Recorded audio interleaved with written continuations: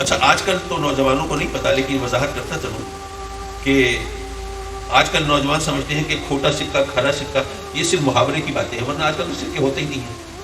لیکن جو میری ایج گروپ کے لوگ ہیں ان کو یاد ہوگا کہ ہم کھوٹے سکے ہوتے تھے جب کوائنس چلتے تھے، تو جیسے کوئی سکہ لین دین میں زیادہ اس کا وہ چاند تارا گھس گیا، یا وہ حکومت کا جو مونو ہے وہ مٹ گیا تو کھوٹا ہو گیا، صرف ایک ہاتھ کا ٹکڑا رہ گیا، کچھ نہیں. یا بعض اوقات کسی نے وہ سکے کو ٹھوکا پیٹا، اس پہ جو اصل نشان ہے وہ مدھم ہو گیا، دوسرے اور نشان ابھر آئے، کھوٹا ہو گیا. تو کھوٹا سکہ واقعی ہوتا تھا، یہ صرف محاوروں کی بات نہیں ہے. تو حضور محبوب الہی نظام الدین اولیاء رضی اللہ تعالیٰ عنہ فرماتے ہیں کہ اللہ کے وہ محبوب مقبول بندے تھے، فلاں شہر میں رہتے تھے اور روزی کمانے کے لیے دال روٹی کی چھاوی لگاتے تھے. تو ایک دن ایسا ہوا ایک نوجوان ان کے پاس گیا اور ایک کھوٹا سکہ دیکھ کے دال روٹی مانگی. اچھا انہوں نے وہ جو بزرگ تھے انہوں نے وہ سکہ اٹھایا، دیکھا بھالا. اب وہ نوجوان سوچ رہے ہیں کہ اگر بغیر دیکھے گلے میں ڈال لیتے تو سودا مل جاتا. اب دیکھ رہے ہیں تو مجھے واپس کر دیں گے، تو ایک کھوٹا سکہ اس کے بدلے تو سودا نہیں ملتا. لیکن بڑا حیران ہوا، دیکھا بھالا اور پھر گلے میں ڈال دیا اور سودا دے دیا. اب وہ نوجوان بڑا حیران کہ سکہ کھوٹا تھا، انہوں نے دیکھا بھی ہے اور پھر سودا دے دیا، چکر کیا ہے؟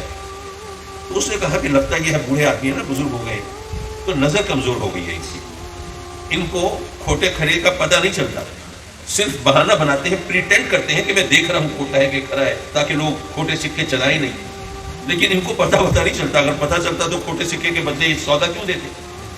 تو نوجوان گھر جا کے کہتا ہے کہ بھئی اگر کسی کے پاس کھوٹے سکے ہو نا تو وہ ضائع نہ کریں، بلکہ فلاں چوک پہ وہ بوڑھا آدمی بیٹھا ہے دال روٹی بیچتا ہے، اس سے جا کے دال روٹی کھا لیں. اچھا گھر والوں نے بھی ٹرائی کیا، آزمایا، گئے کھوٹا سکہ دیا اور سودا مانگا تو انہوں نے وہ سکہ دیکھ بھال کے گلے میں ڈال کے دال روٹی دے دی.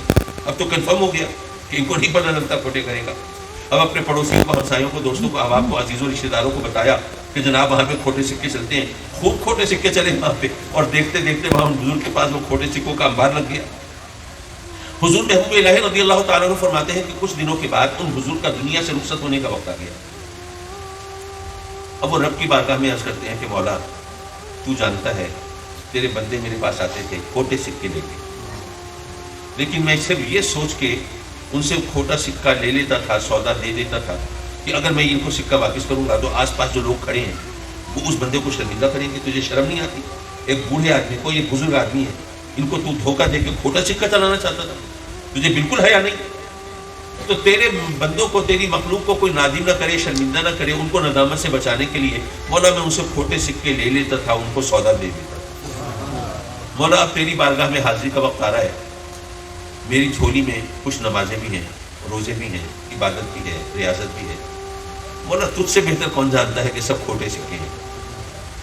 لیکن اس کے باوجود اگر میں تیری بارگاہ میں حاضری کے خیال سے خوفزدہ نہیں ہوں تو اس کی وجہ یہ ہے کہ میں سوچتا ہوں کہ میں تو تیرا عاجز، ناتواں، کمزور، بے حیثیت بندہ، میری اوقات کیا ہے؟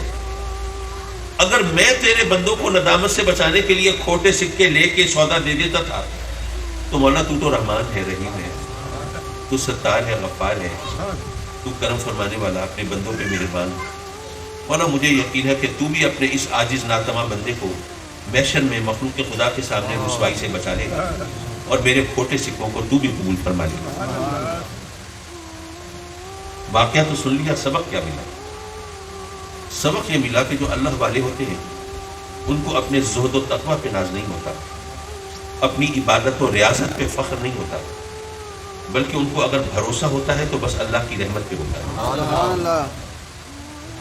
اور اللہ تبارک و تعالیٰ بھی پھر ان کے بھروسے کو ٹوٹنے نہیں دیتا، وہ پھر اس طرح نوازتا ہے کہ ساری دنیا پھر ان کی عظمت کی معترف ہوتی ہے. لیکن میں اپنی گفتگو کے اختتام سے پہلے یہ عرض کرنا چاہوں گا کہ اللہ کی رحمت تو ہم سب مانگتے ہیں، لیکن آپ نے کبھی سوچا کہ رحمت سے مراد